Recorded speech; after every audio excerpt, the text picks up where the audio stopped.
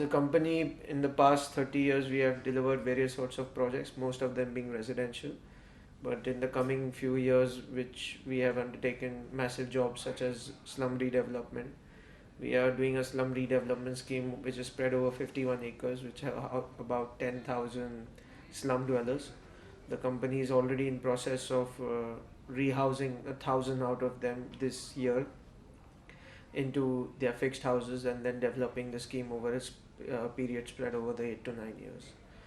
We are in the process of doing a township which will house 900 residential units along with a commercial space which will have a mall and some theatre spaces, and also plan to make a hotel and a school and educational institute which will be having an IB format or maybe an ICSE format. As the days go close by to construction, we will finalize on that.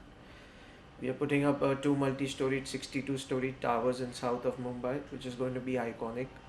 See, the Indian government, if you see predominantly in the last 30 years, has had various plans of providing housing, and most of the government-based plans are like providing housing for the poor, like schemes such as the Rajiv Gandhi Awas Yojana, which is a center come state funded scheme where you provide housing for the people below the poverty line, and then subsidized rates and different kind of schemes, but none have really taken off. As you may be aware, like anywhere in a developed country or a developing country, a man has to provide for his own living and his own house. But as the years go by, India has definitely progressed over the years. There is a massive need for housing, but however, the supply and the demand side are only bridged by one gap, which is the pricing of the housing. Today, in the last boom, what India went through between the year 2005 to 2008, there was a boom all across India in terms of land prices. If land prices have gone up, so have the housing prices gone higher. But now in the coming future, I don't see such a boom in such a absurd scale. Yes, there will be upside every year for 5% year on year, but you won't see the jump that happened between 2005 to 2008. So that makes it very indicative and clear that there is a lot of demand for housing because we are a 1 billion people population, and the bottom line is that they need housing. So eventually things will saturate down. Right now the gap between the buyers buying potential and the sellers selling price is too much.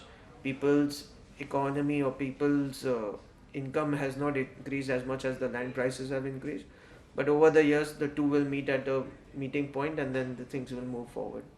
So yes, the government needs to support. I think the best support they can do is by giving perks at providing housing finance, so that there are subsidized in finance, because most of the products, maybe 70% of the sale of housing comes from middle income group, and they need to be supported with good finances and the cheaper finances, and then maybe that will be a government scale. And then of course they have their different various schemes under which you can house the poor. The World Bank is funding for slum rehabilitation and stuff like that, and so on and so forth. Technology, I think, to my mind, ever since the past decade, has been the greatest advantage in terms of being. See, I believe that you have to be at site to deliver housing, right? Construction needs a day-to-day monitoring. Now, earlier when technology wasn't available, a man had to be on site to see himself inspected. Now, with the today's day and age of technology, you can have live monitoring, you can have WhatsApp reporting for yourself. You have the drone cameras which gives you much better elevated pictures, helps you present your case better, helps you monitor your case better, and also deliver better quality because of constant monitoring. So to my mind, technology has created one best thing, which is constant monitoring on projects, because you're making a building which obviously takes time, and you cannot be monitoring it 24 by 7 standing in person. But having technology on your phone, you can actually supervise all your sites sitting in one place, maybe anywhere abroad also, and keep a strong check on the quality and the timely delivery of different products that you wish to endeavor to deliver for yourself. As far as costs are concerned, I don't think costs have reduced. In fact, costs have increased over the years. But yes, time for construction may have dropped because you're supervising better. So there are less people doing other things than what they're supposed to be doing. And it all depends on how you monitor, how you deliver, And since you're building, it's a lot of coordination between supply chain, demand chain, buyers pricing, how your raw material reaches on site, how you execute it, labor problems. So it helps you coordinate better. Which in turn with better, stricter monitoring has helped reduce the time in providing the timely delivery for the products. But it all depends again personally from person. Technology is available to all the people. It's how you use it to make it advantageous to you. It's not that technology is just available for real estate. It's available through the spectrum for all sorts of businesses. It's how you innovate technology on your side and how you make it advantageous and how you teach your man force and your labor to get adaptive to technology and bring it all together and make it work for you. See, hiring of architects it's a very developer-based choice. I think the reason why people are even choosing architects from Singapore is because one, I think the climatic conditions are very common to that of India. Plus, the weather and everything makes you help design buildings with a more equatorial climate base, such as India and Singapore, with heavy rains and a lot of high percentage of heat.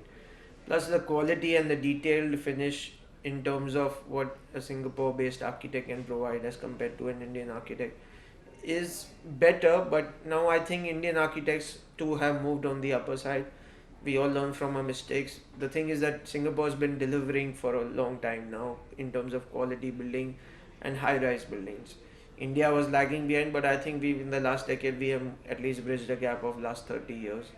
So we definitely have come a long way. We have learned a lot. Not that we are dependent on foreign architects, but we always want to strive to get better things. Plus, India is very, what can I say, is very prone to having. They believe that going abroad and hiring an abroad architects provides the better quality. But there are pros and cons of it because there are different development control regulations in India which an architect sitting in Singapore cannot understand, and vice versa. The architect sitting in Singapore can design a building better sitting there, keeping the larger effects of things in mind in terms of traffic, the water flow, the discharge. The whole overall percentage, I would say, is based 50-50, and therefore the developer himself needs to look into the projects himself to figure out what the best path to take is. So, what I have seen in the recent past is that people hire two architects. One is the design architect, which is abroad, and you have a local architect. So then they merge the two expertise, which help you bring the mid path in terms of quality and also keeping the development control regulations in mind and trying to achieve the picture in totality to provide a better product eventually. FDI was long opened. Earlier they had a cap of a minimum of 500,000 square feet minimum investment in a project. Now I think it's been believed to have been reduced to 200,000, 250,000 square feet. Yes, it has. There's been a lot of interest from foreign companies to invest in larger projects, which has worked for many, but eventually it all bottles down to the IRR that they look at. You can have most of the FDIs come in form of hotels, and very few have come in terms and shown some real interest in commercial and housing projects. But it has panned out and it has come at its own pace because of the uncertainty and not so sure about the Indian ways of dealing. But in the coming future, I think FDI is a good route and India is looking positive. And the bottom line to me is the supply and demand. There will always be a demand for housing because we ourselves are 1 billion people. So if you take a 10-year shot, India is here to stay, and India's story is always going to be shining in terms of housing.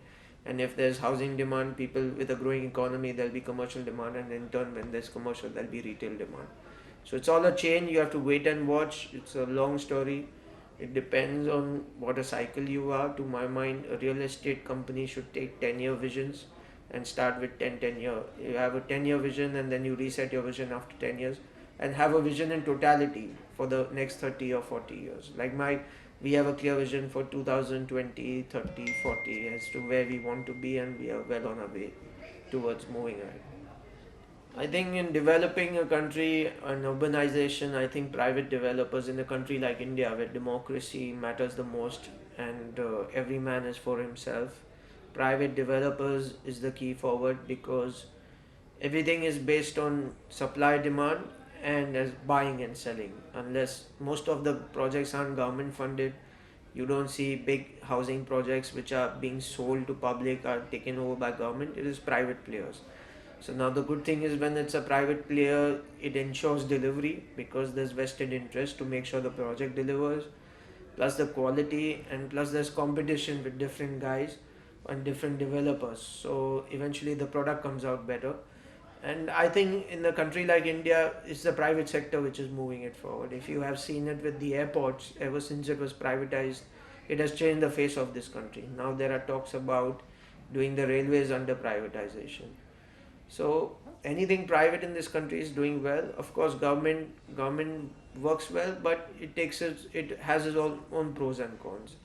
The things don't move fast well. When there's a private interest, the product delivered is better, as you have seen it. And I think in India's story of development, private sector is the way forward. And Indian people are hardworking people at the end of the day, and they're sure about what they want in life, and they chase it pretty hard. As you may see that Indians have lots to dream about, and in the past decade we have delivered larger dreams, and in the coming few decades you will see bigger stories and better stories coming up.